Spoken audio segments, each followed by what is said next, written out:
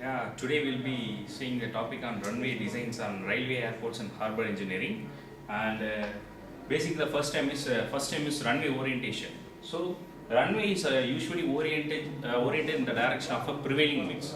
So we have two types of wind component. One is the headwind, another one is the tailwind. So headwind is nothing but which is the direction of the wind opposite to the direction of takeoff. Okay. So tailwind is the wind blowing along the direction of landing. So during landing process, the headwind provides a braking effect. So and thus the aircraft will come to stop in a smaller specific length of the runway.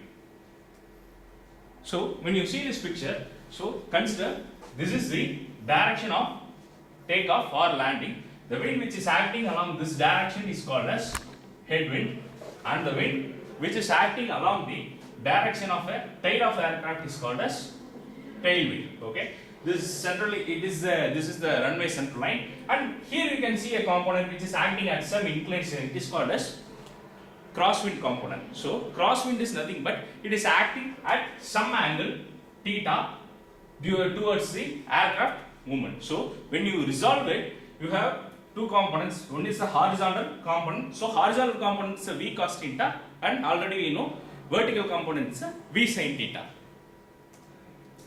So next one is calm period. So calm period is nothing but the period for which the intensity which remains below 6.4 kmph. So how we can find this is, so for example, you can see here, initially you have to define our entire quadrant 360 degree into 16 parts. Okay, 360 by 16, which will be approximately equal to 22.5 degrees. Internal angle will be. So I have major directions north, south, east, west, and again I am going to subdivide into further smaller parts: northeast, southwest, southwest, northwest, and again north, northeast. So something like etc. So here I have the intensity of wind, that is 6.4 to 25 kmph, which is the intensity. So 25 to 40, and next is 40 to 60 kmph. So these are the 7.4. It is nothing but the percentage of the intensity of wind, which have the intensity of 6.4 to 25. So total percentage in each direction. So simply I have to sum up 7.4, 2.7 plus 0.2. I will be getting 10.3. So similarly, I have to sum up all these horizontal values to get my total in each direction percentage. So when I add all these things, 10.3, so all values, I will be getting some value. Okay. So already I have told you, and we know calm period is 0 to 6.4 kmph, the intensity will be. Here we have the starting value of 6.4 to 25. So here what I say, let me assume that I am getting the value here as x. So how much my calm period will be? Very simple. So which is nothing but a 100 minus x, which will give my percentage of calm period percentage. Okay, next I have two types of windrows diagram, that is type 1 and type 2. So these two types of windrows diagram represents the direction of wind, duration, and intensity. See, in the previous problem I am getting the value as x value as 86.5 percentage. So calm period is 100 minus 86.5, which is 13.5 percentage. So the 13.5 is nothing but the intensity of wind, which varies from 0 to 6.4 kmph. So this is an example of a type 1 windrows diagram, just showing direction and intensity. I have, you can see, I have 3 radial lines.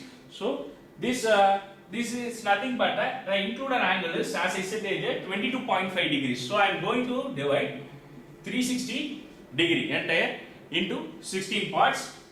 So which will be 22.5 approximately. So these are the directions which is previously summarized in the table. So these are the directions. So I am going to map the total percentage in direction in my windrows type 1 diagram. So and for this here you can see, when I see the values, it varies. Maximum value of the percentage varies up to.